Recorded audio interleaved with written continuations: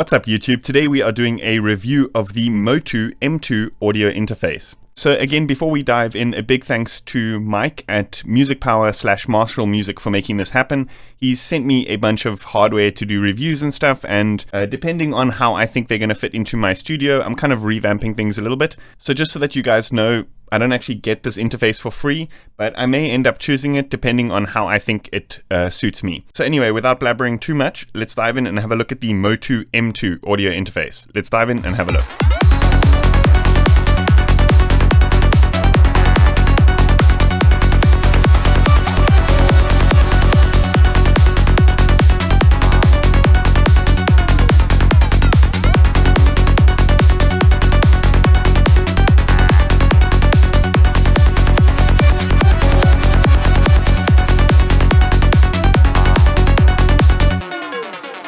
So my first impressions after opening the box and having a look at the Motu M2 is this is by all means a professional audio interface. You can see right from the get-go that the build quality is absolutely superb. Everything down to just the knurling on the knobs, everything just screams really high quality. I guess that's a kind of small thing, but I mean, even if you look at like the actual connectors that they've used, those connectors are, it seems like they're Amphenol connectors, which are a really high quality brand of connectors. It seems like they've definitely gone the extra mile to supply something that is really high quality, but still at a very affordable price range. For those who don't know, Motu actually makes a ton of really high-end audio interfaces for the kind of professional market, and a lot of those same components were actually used in the M2. It's the same converters, same preamps, and a lot of stuff like that, while still maintaining a price point that kind of rivals some of the more entry-level stuff. I think the Motu M2 is under $200. Generally speaking, with these kind of more professional brands, when they offer more affordable products, you generally think, like, what's the catch? You know, is it maybe missing some features that you'd maybe expect? But that's not the case with the Motu M2. It's full balanced inputs, outputs. You've got MIDI in and out. Everything down to the build quality is absolutely superb. And another really huge plus is the metering, which I'm going to get into shortly. So like I said, the Motu M2 uses the same ESS Sabre DAC converters that you can find in their, high-end professional audio interfaces, which retail upwards of $1,000. Most of the specs on paper kick everything else in its price range, and another really huge plus is that Motu have designed specific drivers for their M series, for the M2 and the M4, that they both have a latency down to 2.5 milliseconds round trip at 96 kilohertz. So obviously this is dependent on how busy your project is and obviously your system as well. I doubt that my computer, it's a little bit of an older one. I doubt that I'll even be able to get down to 32 samples at 96 kilohertz. But that being said, is generally speaking with other interfaces that I've tested, I can barely even get down to about 4 times or 5 times that low of a latency at such low sample rates and buffer size. So something that I think sets the Motu M series apart from a lot of the other sort of options on the price range is the extensive metering on the front panel. So often you'll find with interfaces they either give you just the input metering or just the output metering for some strange reason. So it's often, I guess it's most often in recording situations where you would need input metering, and maybe in a situation where you're troubleshooting, you might need output metering. But having everything so visual on the front panel, and it's not only just that, is the amount of accuracy in this little screen way surpasses those kind of like 5-segment LEDs that you generally see, or even just like a ring that flashes red when you clip, which is like almost no audio information. It's kind of like, it just tells you when it's too late. Whereas with something like such an extensive, accurate VU meter on the inputs, you can really dial in that exact amount of gain that you need with a microphone or something like that. So I guess in almost any situation you can think of, this is really handy. Another really cool feature, although I'm seeing this pop up like more and more on audio interfaces lately, is the loopback function. So what this allows you to do is to record the output audio back into your DAW. So say, for example, you're watching a YouTube video and you want to rip a clip, or you want to stream from your DAW or something like that. You've actually got a dedicated input channel on the interface that allows you to kind of send the output back into the input.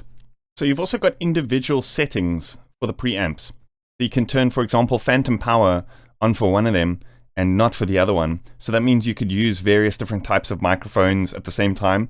Whereas I think like a lot of the time with dynamic mics, it won't actually make that much difference. But sometimes mics are really sensitive to phantom power. And for example, powering both channels with a mic that's really sensitive might end up damaging the microphone. So being able to set up the channels individually is pretty cool. You can also choose whether you're monitoring them or not. And you can, as you can see, it illuminates as you press it. And you see how we get that VU meter. Obviously, that's kind of just the clip from the channel being, turned on and off. But still, just that ability to see that just makes things, makes your life a little bit easier, I guess, when recording, because you'll know before you clip. A lot of the time with these audio interfaces, it just has a red ring. And by that time, it's too late. Do you know what I mean? So they weren't very specific as to the exact impedance of the headphone output on the Motu M2.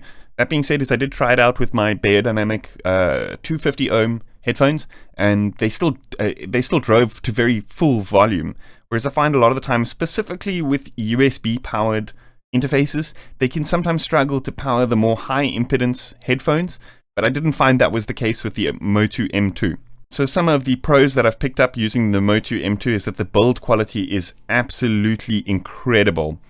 Down to just the feeling of the knobs, everything is really high quality. It's all constructed out of metal, and again, having the screen for that extensive metering is another really huge pro. The drivers with that latency thing is not only a pro because of the latency thing, but I think just having solid drivers that are kind of designed specifically for the unit is generally a good thing, because it just means that they'll probably kind of work more solidly.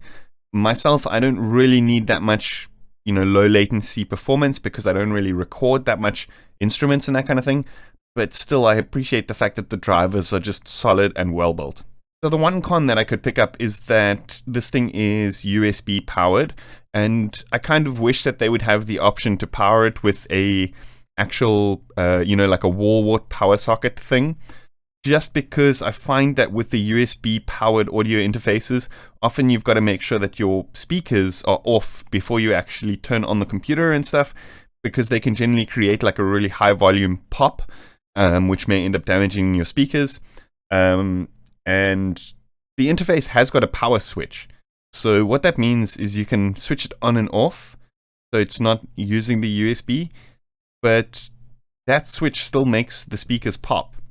So I think that having the switch is kind of pointless if there's no actual power socket thing. So I kind of wish they would have added that. That being said, is you can kind of negate that using a powered USB 3 hub.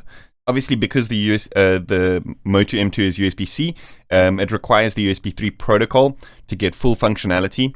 But that being said, is they also do recommend not using a hub, or most of the time, people recommend not using a hub because it may affect the performance and the latency and that kind of thing. So I guess it's a way up. It depends how much it's going to affect your workflow. Whether you have, for me, I've got a power strip right in front of me, so I can quickly turn off my monitors before any of these clicks and pops can occur. In smaller studio setups, which I guess that the Motu M2 is kind of designed to be more applicable to, in the smaller studios you may not have that option, so having to get up to switch on your speakers one by one every time you turn on the interface might be a little bit of a pain in the butt. That being said, swings and roundabouts, as they say. I think for like $200, you're going to be pretty hard pressed to find something that's going to compete, regardless of the sound quality. Obviously that's superb, but just in terms of the features and the build quality alone, this thing absolutely excels. Anyway, hope you guys enjoyed that. Let me know what you think in the comments. If you like these hardware reviews, let me know as well. I'm sure I could organize a couple more of them. As always, if you haven't yet, please consider liking this video and subscribing to my channel. See you guys next time. Cheers.